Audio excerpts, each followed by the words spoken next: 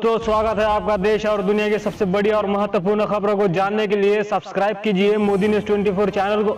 जी हां दोस्तों, आपको बता दें आज की बड़ी खबरों में।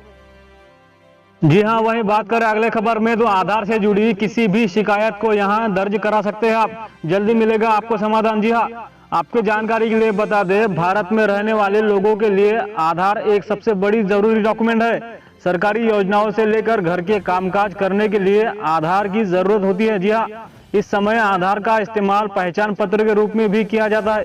तो ऐसे में अगर आपको आधार से जुड़ी कोई भी समस्या हो या फिर आपको अपडेट से जुड़ी कोई भी परेशानी हो तो आप अपनी आसानी से इस समस्या का ईमेल के जरिए या कॉल के जरिए माध्यम से यूडीआई तक आसानी से पहुंचा सकते हैं। जी हाँ, आइए आपको बताते हैं कि आप अपनी शिकायत कहां और कैसे दर्ज करा सकते हैं। जी हाँ, फोन करके दर्ज करा सकते हैं अपनी शिकायतें। आपको बता दें, फोन करके शिकायत दर्ज कराना, अगर आपका आधार से संबंधित कोई शिकायत फोन करके दर्ज कराना चाहते हैं तो आपके लिए इस टोल फ्री नंबर पर 1947 पर फोन करना होगा। जी हां, आपके जानकारी के लिए बता दें, अगर आप ईमेल के जरिए शिकायत दर्ज करना चाहते हैं तो आपको help@udi.gov.in पर लिखकर अपनी परेशानी मेल करनी होगी। जी हाँ, यूआईडीआई के अधिकारी इस मेल को समय समय पर चेक करते रहते। आपकी जानकारी के बता दें, आप वेबसाइट के जरिए भी शिकायत दर्ज कर सकते हैं।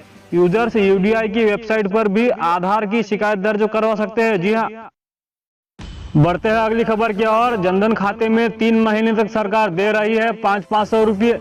जाने कब मिलेंगे अगली किस्त। जी हाँ, कोरोना संक्रमण से रोकथाम के लिए देश में लॉकडाउन 2.0 की समय सीमा 3 मई को समाप्त हो रही है। इसके सप्ताह होने से पहले ही केंद्र सरकार ने इसे 2 हफ्ते के लिए बढ़ाकर 17 मई तक कर दिया है। जी हाँ, आपको बता दें, लॉकडाउन की वजह से कई लोगों को सामने खाने पीने की समस्या आ रही है। जी हाँ, केंद्र सरकार, राज्य सरकारों और उसके लिए कई कदम उठाए हैं। इसी कड़ी में केंद्र सरकार की ओर से महिलाओं को जनधन खाते में 500 रुपए की राशि भेजी जा रही है। आपको बता दें, वित्तीय सेवा सचिव देवाशीष पांडा ने शनिवार को ट्वीट के जरिए यह जानकारी दी। उन्होंने कहा, प्रधानमंत्री गरीब कल्याण पैकेज के तहत प्रधानमंत्री जनधन योजना महिला खाते धारकों को बैंक खाते में कई माह की किस्त भेज दी गई है। जी हाँ, तय सारिणी के अनुसार ऐसी महिलाएं जिनके जनधन खाते का आखिरी अंक 0 और 1 है, उनके खाते में यह पैसा 4 मई को डाला जाएगा। जी हाँ, 4 मई के बाद कौन कौन अपने इस पैसे को निकाल सकेगा, जानते हैं पूरी खबर। जी हाँ, खाते की आखिरी संख्या ये होने पर इस तारीख को निकाल सकेंगे आप पैसे, जानते हैं विस्तार से। 0 से 1 निकाल सकेंगे 4 मई को, 2 से 3 निकाल सकेंगे 5 मई को, 4 से 5 निकाल सकेंगे 6 मई को, 6 से 7 निकाल सकेंगे 8 मई को, 8 या 9 निकाल सकेंगे 11 मई को। जी हाँ, इस तरह से आप अपने अकाउंट के आखिरी अंक के अनुसार बैंक से पैसे निकाल सकेंगे। बढ़ते हैं अगली खबर की ओर। क्या 4 मई से शराब की दुकानें और पान की दुकानें खुलने वाली हैं, जानेंगे विस्तार से। लॉकडाउन 3 के आदेश को देखते हुए पहले ही फेज पर देश भर में शराब और पान के गुटखा जैसी उत्पादों की दुकानों को कुछ शर्तों के साथ खोलने का आदेश दिया गया है। जी हाँ, यह आदेश राज्य सरकारों की स्वीकृति के बाद देश भर में सभी जिलों में लागू होगा, फिर चाहे वह जिले रेड जोन हो या ऑरेंज जोन में या ग्रीन जोन में हो। केंद्र सरकार के इस आदेश के बाद कई जगह से इसके विरोध की भी आवाजें उठ रही है।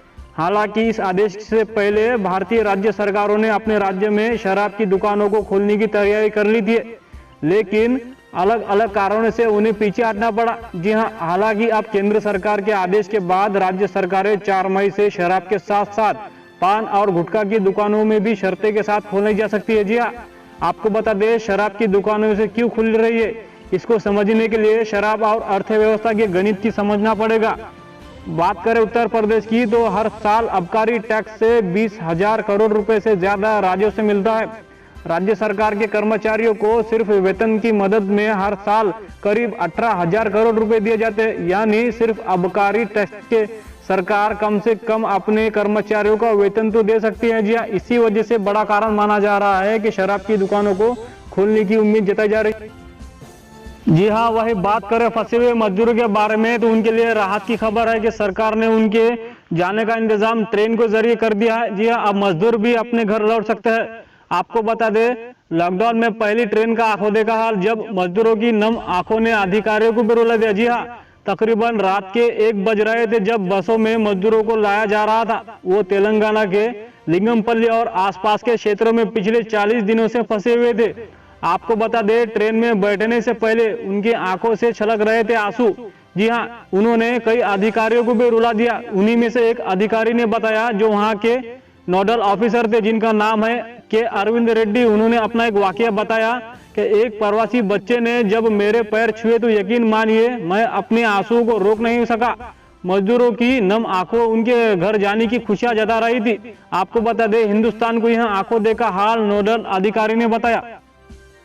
वही बात करें अगले खबर में, तो मौत की अटकलों के बीच पहली बार सामने आया तानाशाह किम जोंग उन, तस्वीरें हुई वायरल। जी हाँ, आपके जानकारी के लिए बता दें, उत्तर कोरिया के तानाशाह किम जोंग उन अपनी मौत की अटकलों के बीच शुक्रवार को लोगों के बीच नजर आए। स्थानीय मीडिया की रिपोर्ट के मुताबिक किम ने राजधानी प्योंगयांग के पास सुचोन में एक फर्टिलाइजर कंपनी का उद्घाटन किया।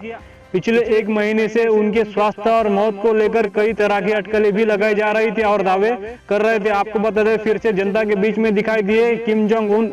किम 11 अप्रैल को पोलित ब्यूरो की मीटिंग के बाद नजर नहीं आए थे, जिसके बाद से उन्हें लेकर कई कयास लगाए जा रहे थे। लेकिन अब कहा जा रहा है कि मीडिया ने उनकी कुछ तस्वीरें साझा कर रही है। सभी तरह की अटकलों पर उन्होंने विराम लगा दिया है।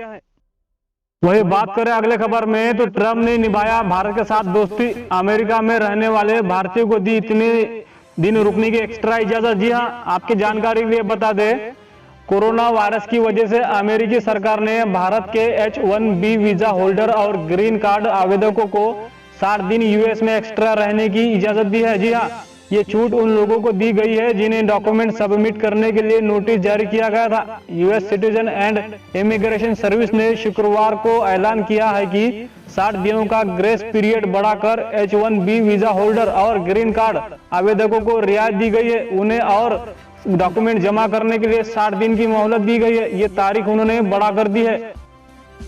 वही बात कर अगले बड़े खबर की, तो उत्तर प्रदेश में रेड जोन में 19 जिले, ऑरेंज जोन में 36 जिले और ग्रीन जोन में 20 जिले। आपको बता दें, केंद्र सरकार ने देश भर में रेड जोन जिलों की लिस्ट जारी कर दी है। इस बीच केंद्रीय स्वास्थ्य मंत्रालय ने रेड जोन से ग्रीन जोन में जिले को घोषित करने के मानक भी हासिल कर लिया है। जी हाँ, आपको बता दें, केंद्रीय स्वास्थ्य सचिव प्रीति सूदन की ओर से जारी पत्र के अनुसार अब 28 दिन की बजाय 21 दिन तक कोरोना वायरस से संक्रमित का नया केस न आने पर जिले को रेड जोन से ग्रीन जोन में कर दिया जाएगा। जी हाँ, रेड जोन में उन जिलों को शामिल किया गया है जहां 20 से ज्यादा मरीज है। ऑरेंज में यूपी के उन जिलों को शामिल किया गया है जहां 14 दिन से कोई नया केस कोरोना का नहीं मिला है।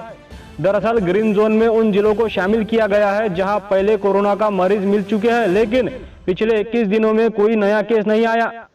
इसे जिले को ग्रीन जोन में रखा गया है। जी हाँ दोस्तों, ये थी हमारे आज की बेहद महत्वपूर्ण और ताजा खबरें। उम्मीद करते हैं आपको इससे कई महत्वपूर्ण जानकारियां मिली होगी। साथ ही एक लाइक और शेयर दिल से कर दीजिएगा, क्योंकि आपका एक लाइक ही हमारी मेहनत का फल होता है। धन्यवाद।